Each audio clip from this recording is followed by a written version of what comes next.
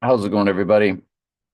And we're in Mark 10 verses. That don't look right. Oh, yeah, it's 40 through 48.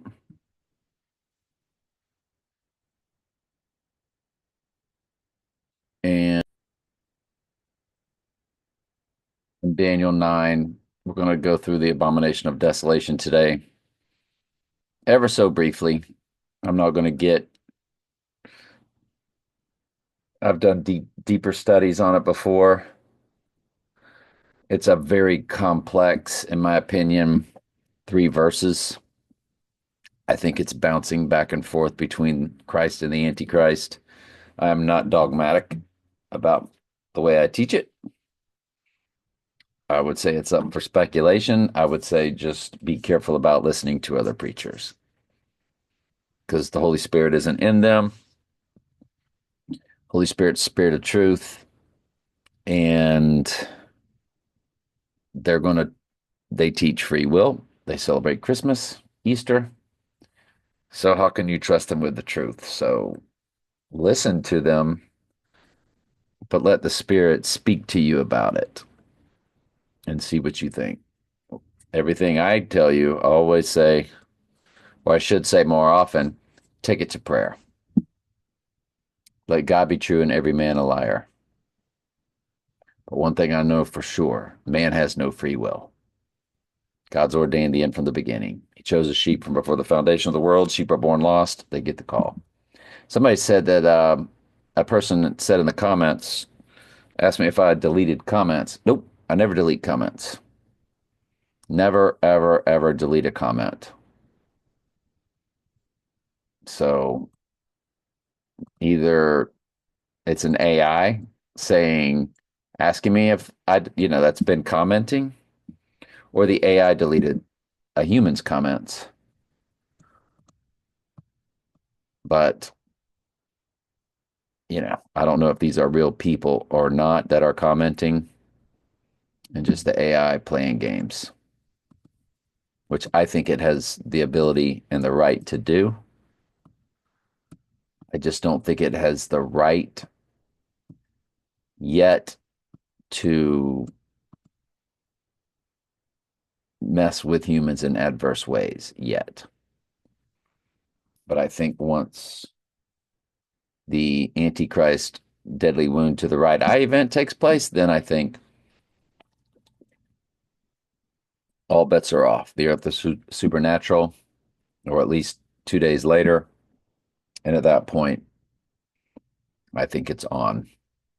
They showed you that in the movie Leave the World Behind with the AI, what it was doing to all the Tesla vehicles. So, yeah, you always have to keep your right eye on their predictive programming, if you know what I'm saying. Anyway, but to sit at my right hand and my left hand is not mine to give, but it shall be given to them whom it is prepared. And of course, Jesus was what he's saying is, I'm just the actor, God playing the role. Now, he suffered and died on the cross, but he did everything the sovereign God ordained. And he's saying, whoever the sovereign God ordained, now there's only one God who was just like there's one Eddie Murphy, but Eddie Murphy who might write, direct, produce a movie then also plays different characters in the movie. That's what God of the Old Testament was doing, playing the role that he wrote for himself to play. Or Jesus is playing the role that he wrote for himself to play. The sovereign God wrote everything out. In the beginning was the Word. As we've been saying, the Word was before anything was made. The script was already written. Isaiah 46:10 declaring the end from the beginning. Everything is set. End times, Revelation set. Declaring the end from the beginning, from ancient times to the things that are not yet done, saying, my counsel shall stand, I will do my pleasure. It's all written out. So what he's saying is, it's not mine to give you, not me here in this flesh. but it shall be given to them whom the sovereign God has already prepared it for. And when the 10 heard it, they began to be much displeased with James and John. But Jesus called them to him and saith to them, Ye know that they are accounted to rule over the Gentiles, exercise lordship over them, and their great ones exercise authority upon them. But so shall it not be among you, but whosoever will be great among you shall be your minister, and whosoever you will be the chiefest shall be servant of all. For even the Son of Man came not to be ministered unto, but to minister and to give his life a ransom for many. And they came to Jericho. And what he's saying is my life, I laid down my life. They're going to lay down their lives. We're here to serve, not to lord over, but to serve. And that's also symbolic of the washing of the feet and so forth. And we can look at that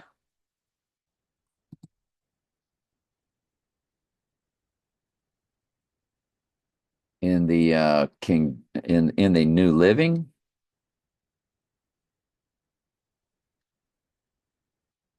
and we can get the exact wording what Jesus was saying. So Jesus called them together and said, You know that the rulers in this world lord over their people, and officials flaunt their authority over those under them. But among you, it will be different. Whosoever wants to be a leader among you must be a servant. Talking about, washing the feet and all that kind of stuff. And whosoever wants to be first among you must be a slave of everyone else. So it's the humility and so forth. For even the Son of Man came not to be served, but to serve others and to give his life for a ransom for many. Anyway, and they came upon Jericho, and they went into Jericho with his disciples and a great number of people, and blind Bartimaeus, the son of Timaeus, I'm sure I'm not saying that right, sat on the highway side begging. And when he heard that it was Jesus of Nazareth, he began to cry out, and he said, Jesus, son of David, have mercy on me. So obviously, the Holy Spirit told him that it was Jesus, put it in his heart to say these things. There's no free will involved in that. And many charged him that he should hold his peace, but he cried the more greater, Thou, son of David, have mercy on me. And we'll continue that tomorrow, good Lord willing. Because tomorrow is not promised, is it? Our life is nothing but a vapor, isn't it? All right. Know therefore and understand that from the ongoing forth, the commandment to restore and rebuild Jerusalem unto the Messiah, Jesus, it takes place after the cleansing of God's wrath. The Messiah prince shall be 7 weeks, and 62 weeks the street shall be built again, and the wall, even in troublous times. After 60, and I'm not dogmatic about how I teach this. Again, this is just how I perceive it. Let God be true and every man a liar. After 62 weeks shall Messiah be cut off, but not for himself. That would be the death of Jesus. And the people of the prince, Antichrist, shall come and destroy the city and the sanctuary. So now you've jumped all the way from the death of Jesus to the very end times. That's why I tell you it's a very layered, complex 3 verses, in my opinion. So the people of the prince, notice Messiah was capitalized and now the prince, and the prince over here was capitalized, but now the prince over here is not capitalized. And the people of the prince, so that would be Antichrist, shall come and destroy the city and the sanctuary, and the end thereof shall be with a flood, and unto the end of war and desolations are determined. Your very end times. And he shall World War III, all of that. Abomination of desolation. He shall confirm a covenant with many for 1 week. I believe that's 7 days. And in the middle of those 7 days, he shall cause the sacrifice and oblation to cease, and the overspreading of abominations he shall make it desolate, even unto the consumption that is determined shall be poured upon the desolate. And the reason I tell people it's 1 week is because in Revelation 11, the Great Tribulation is 3.5 days, because the two witnesses are the church. We are all kings and priests. That's stated at the beginning. And there's 5 comparisons to the church and the two witnesses. Both caught up to Jesus in the clouds. At the end of their persecution, there's a great earthquake. Both suffer persecution by the Antichrist. Both represented by candlesticks. Both represented by olive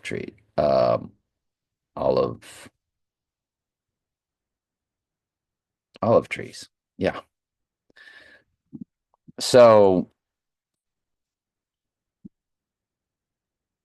we're told that it's 3.5 years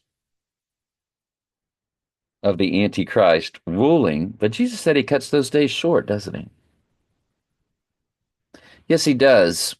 So all that's listed of the 3.5 years, 42 months, 1,260 days, it's cut short, isn't it?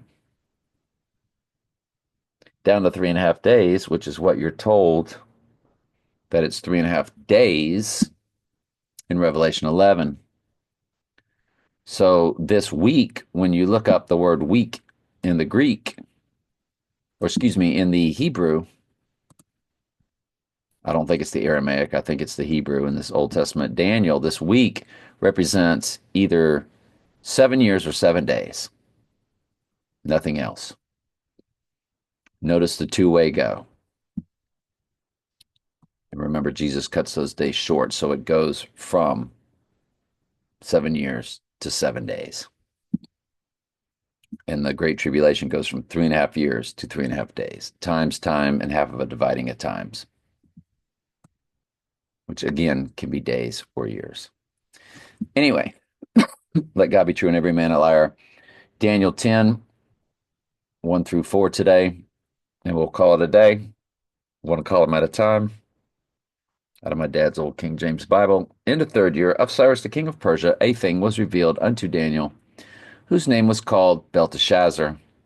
And the thing was true, but the time appointed was long. And he understood the thing and had understanding of the vision. In those days I, Daniel, mourning 3 full weeks. I ate no pleasant bread, neither came flesh nor wine in my mouth, neither did I anoint myself at all, till the whole 3 weeks were fulfilled. And in the 24th day of the first month, as I was by the side of the great river, which is Hiddekel, semicolon. Good Lord willing, we'll continue the rest tomorrow. Glad y'all are here. Love you very much. Ask questions anytime. That's what I'm here for.